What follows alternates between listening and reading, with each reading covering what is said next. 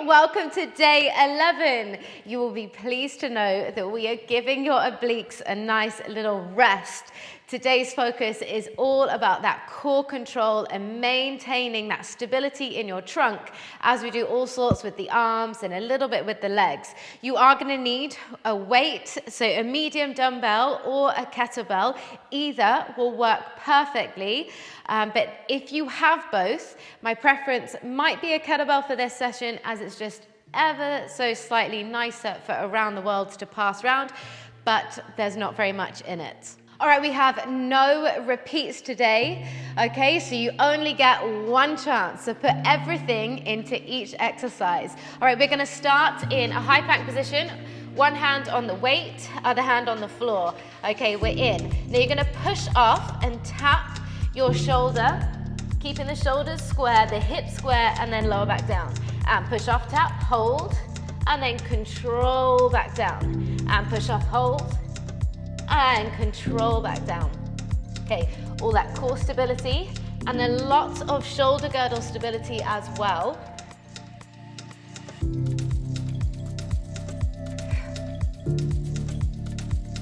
Good work. Nearly there. 15 more seconds. Squeezing those glutes to help support that back. 3, 2, and 1. Good stuff. Okay, take that weight all the way over to the other side and getting yourself set up. So sending one leg back, hug the abdominals in, and let's join. All right, pushing off, hold, and slow, lower. Okay, I want to see that control on the way down. I want to know that you can push off with power and find that stability straight away in an instant, and then you can slowly control back down.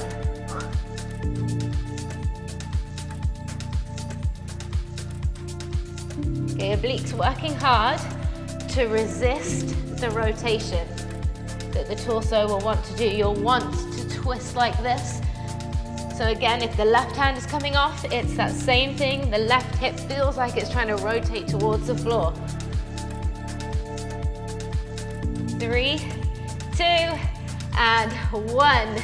Good, well done. All right, relax. Down. We are going to come all the way up to standing. Okay, feet will be about shoulder width apart. You're going to give me a little bend in the knees so the tailbone can drop. Engage that core. All right, take that weight away from the body. Hold it for 3, 2, 1. Bring it back into your side. And we're going to take a Romanian deadlift, chop and hinge at the hips, and trace the weight down the leg and squeeze up. And take it away from the body, hold. Okay, so a unilateral loaded deadlift. So the core has to work to avoid any rotation as you go down. So you don't want to give in to that twist. You want to know that everything is nice and stable in your functional movement.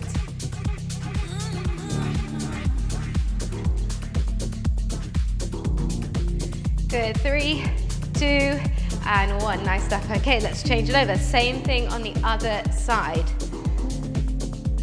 Okay, getting ready. Slight bend in the knees. Tailbone is just dropped to the floor, so we're in neutral. And take that weight away from the body. Hold. Feel that opposite oblique really work. And then hinge back. Keep that nice flat back. Dig the heels down, squeeze up. Okay, so we're putting our core control into a functional movement pattern. Hold it out there. And then it comes back by your side. Everything stays nice and square. Think about the pressure underneath each foot. Okay, make sure the pressure is even between those feet, not giving in to any twisting, resisting any rotation. 3, 2, and 1. Good. Okay, you're gonna hold either end of your dumbbell or you're gonna hold the horns of your kettlebell. We're gonna go for halos. So again, soft knees so we can take the pressure out the back, and you're tracing the weight around the head. All right, here we go. Okay, now just make a note of what way you are traveling the weight. clockwise or anti-clockwise. Okay, so as it goes behind the head, the elbows want to point straight up. You're moving slowly. Okay, and think about your rib cage knitting together and staying nice and stable, so not giving in to that extension as you go behind the head.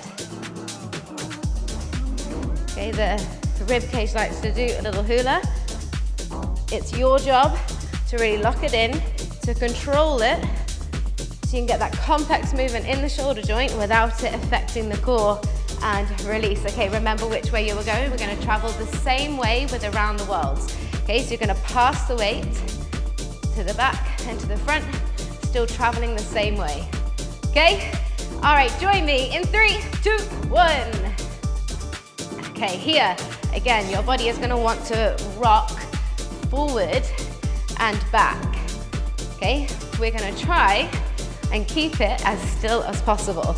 So something that can help is to not only really ground your feet into the floor, but to try and tear your mat or the floor apart. Okay, that will engage some of the muscles in the legs and it will help you stabilize the hips a little bit more. Okay, there's going to be a tiny minimal movement, and that's okay as long as we're not getting those big body shifts forward and back.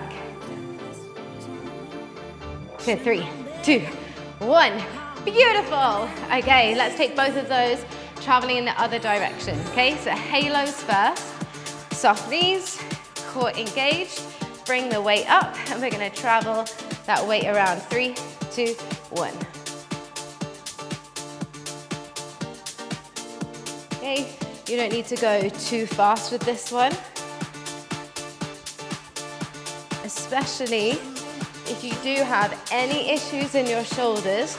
Take this one really steady, as it's a big movement for that shoulder joint.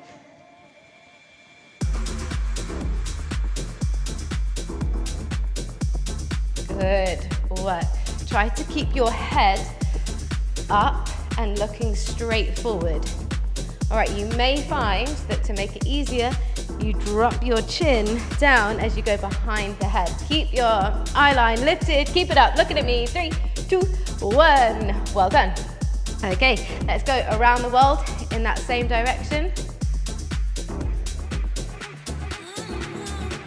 Holding into the handles or the horns of your kettlebell. 3, 2, 1. Here we go. Another little trick, if tearing the mat in half isn't quite enough, is if you bend down a little bit lower and ground yourself, it will make it a tad bit easier too. Okay, find where you can control, and then once you've gained that control, you can start to stretch the legs slightly to a micro bend to challenge yourself. This one is a really good one with a heavy weight. If you add it in to any of your accessory work in the future. 3, 2, 1. Well done. Okay. All right, the next one, we're gonna come all the way down on the mat and we're gonna do a bird dog renegade row. Okay, so I've got the weight underneath my right hand and left leg is all the way back. And you're gonna pull the weight into your back pocket and then down. So just like you would with a bent over row, I wanna see the sweep back and then bend. Okay, it's a shallow bend, not a 90-degree bend. Okay, so you really involve the lats with the row.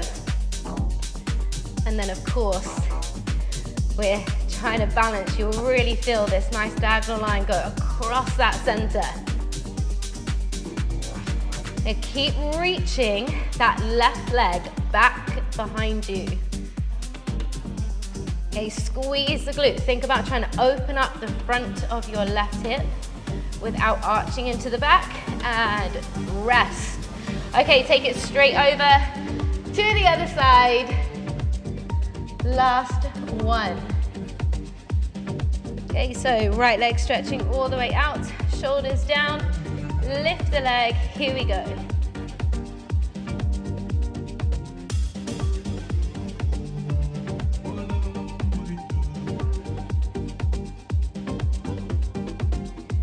drawing that belly button in towards the spine, keeping the back of the neck nice and long. Both shoulders are away from your ears. Nice sweep up and control tap down.